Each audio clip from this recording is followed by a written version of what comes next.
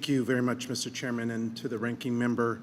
Ambassador Greer, welcome back. It's been a year since you last came before this committee in public hearing. And I want to start with the people who paid the price for the choices that have been made over the past year. Ambassador, the Supreme Court has now ruled that these blanket tariffs are illegal. This hearing should be about one thing: getting the American people their money back. So let me ask you something that should be pretty easy, yes or no. Do you believe American families deserve refunds for the higher prices that they paid under tariffs the Supreme Court has now ruled illegal? Yes or no? So I think, yes or no, if Mr. we could Greer. get the Biden inflation Mr. 12% back to the consumers, that would be a great start. Okay, I will take that as a no. Democratic attorneys general Reclaiming asked my for the time, tariff revenue reclaiming my to go to time, companies. reclaiming my That's what they time. wanted. That's what they Since asked you for. can't answer a very basic question, yes or no, to the American people who paid the price through taxes that were imposed illegally by this administration. That's why I've introduced the Relief Act, to guarantee automatic refunds in 90 days. No games, no gimmicks, no applications, no red tape, no favoritism, just getting the people their money back. That is what this should be about, because families were paying more while someone else was profiting. And I want to move to that. At our last hearing, you said, and I quote, this is not market manipulation. But since then, we've seen a clear pattern. Tariffs are announced, markets move. A sudden reversal follows, markets move. And then the tariffs resume, one over and over again. Mr. Chairman, I ask for unanimous consent to submit to the record 10 articles documenting concerns about market-moving policy actions and trading activities around them. Without objection. Thank you.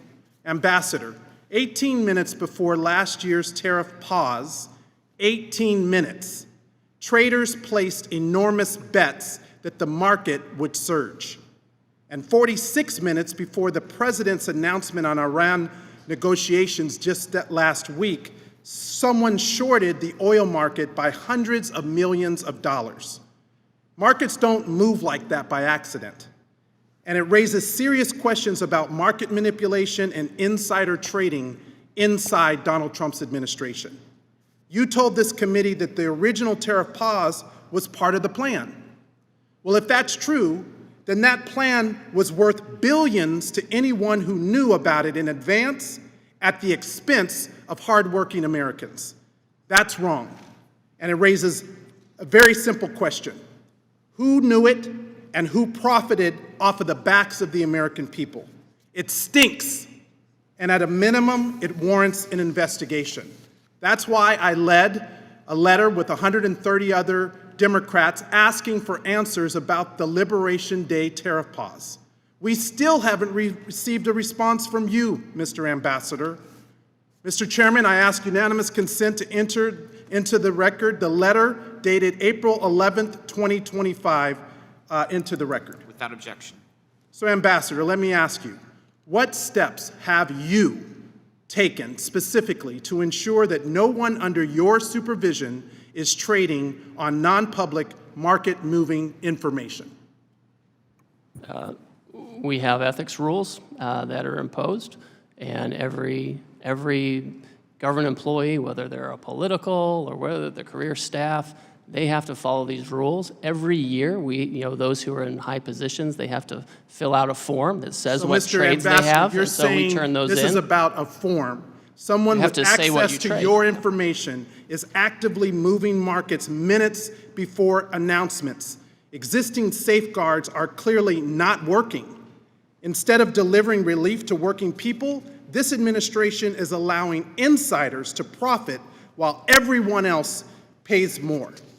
Now, I want to move on to one last thing. That's just not true. You said in your last testimony that we would have 90 deals in 90 days.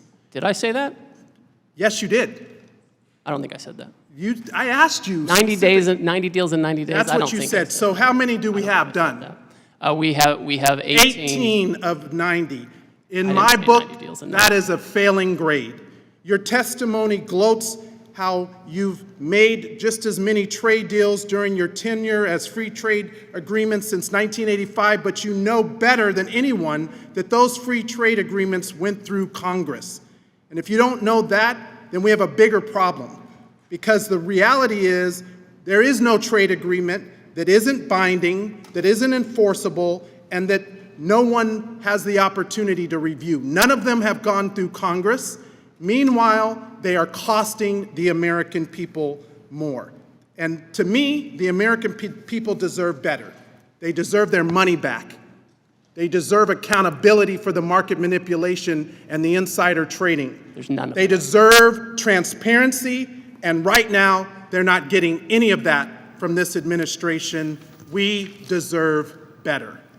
I yield back. Mr. Bean. Thank you very much, Mr. Chairman. Good afternoon to you. Good afternoon, Ways and Means, and especially to our honored guests